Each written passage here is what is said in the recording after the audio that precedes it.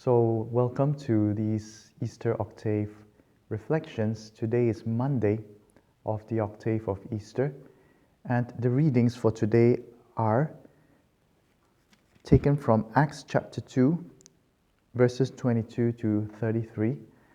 Acts 2, 22 to 33 is the first discourse of Peter at Pentecost about who Jesus was and how they realized that he was the Messiah, the promised descendant of King David, who would never die.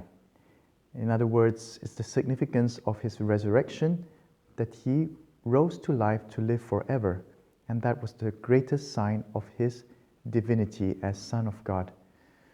So it's about Peter's realization of faith of who Jesus was for him, for the whole church, and for the whole world. Now, the psalm is Psalm 16, from 1 to 11, which was actually quoted by Peter in the first reading. So it's beautifully arranged by the liturgy of the church to show us how Peter, looking at this psalm that King David wrote, was actually a prefiguration of that everlasting life that Jesus Christ would bring as a Son of God. So he was the fulfillment of the messianic mission of the line of David, and that is the God in whom we believe. There's one beautiful line here from the psalm. If you'd like to read it, just at the end, it says, "You will show me the path of life, fullness of joys in your presence, the delights at your right hand forever." So the psalmist says, "You will show me the path to life, fullness of joys in your presence." And this is somehow the starting point of the life of a risen disciple. For those of us who were just baptized, perhaps even, or baptized at Easter, you will realize that the invitation of Christian life is that Christ would show us the path of how to live and to be joyful in the presence of God.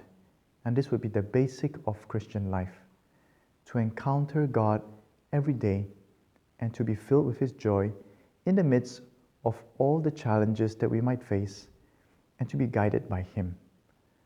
So it's very basic, but it's a daily practice that we're invited to do as a risen disciple, to pray every day, in other words, and to seek God's guidance and presence. And the Gospel is Matthew chapter 28, verses 8 to 15. It's the encounter of Mary Magdalene and the other Mary with Jesus after they saw the vision of the angels. So the angel told them that Jesus was alive, He's no longer in the tomb, that they should not look for the living God in dead places. I think that's a very wonderful advice for us as well. Not to go to those places where we know we can't find God, and to seek Him in the places we know we can find Him. And there's one significant point that I'd like to bring to our reflection for today, is the importance to go to Galilee in order to meet Jesus. And so what happened was Jesus told the women to tell His disciples to meet Him in Galilee, because there they will see Him. And the emphasis is on these words, that they will see Him there in Galilee. But in other places, it would be difficult for them to encounter Him. Now, what is the significance of going to Galilee? We know that we can meet Jesus everywhere. But I would like to just bring you to the homily on Easter Vigil with the Pope, if you were able to follow that celebration. Just last Saturday, the Pope was preaching about this same gospel reading. It was the same gospel. And he was saying something that's very significant for us to reflect in this time of pandemic. He said Jesus wanted to meet the disciples not in Jerusalem, but in Galilee. What is Jerusalem for the Jews? It's a sacred place. It's where the Temple Mount is. It's the core of religiosity or religion for the Jewish people. So that would represent the place of where we would go normally to meet God. No? For example, and he applied it to us. That would be church. What about Galilee? What does it mean for us?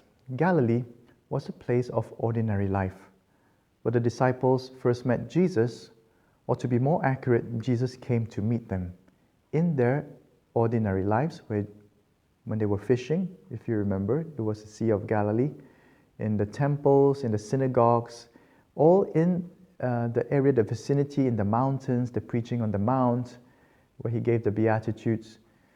And by the way, that would be Capernaum, where it's Galilee. So the Pope was trying to tell us, this year, let's not try to look for Jesus only in church. Because if we look at the risen disciples, or the disciples of Jesus, even after the resurrection, he wanted to meet them back in their ordinary lives.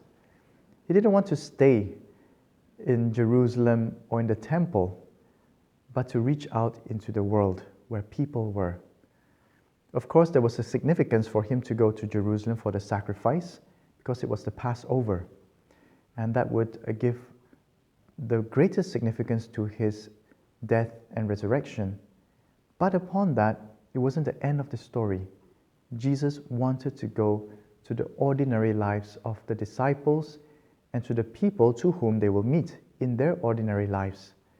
And I think this could be very helpful for us.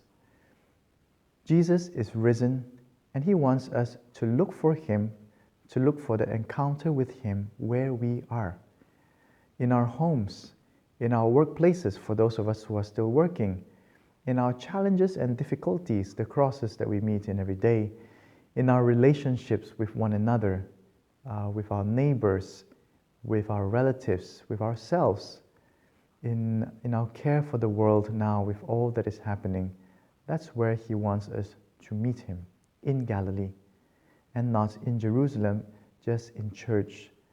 So maybe this is just my own thinking. What the Pope is trying to tell us is, don't worry if you can't meet Jesus in church during this time. You can meet him in your life. He's there waiting for you. And he said, tell my brothers, go to Galilee, because there they will see me. Go to your ordinary lives.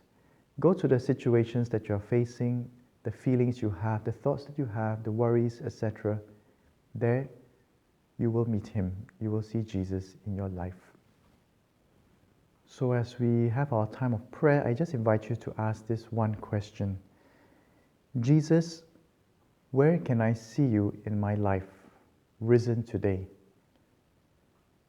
Try to write down even in your notebook the list of events or persons or even words that you have read somewhere where you are inspired to recognize the presence of God. It's a very simple exercise, but very important one, where we can recognize, in spite of all, God is present in my Galilees.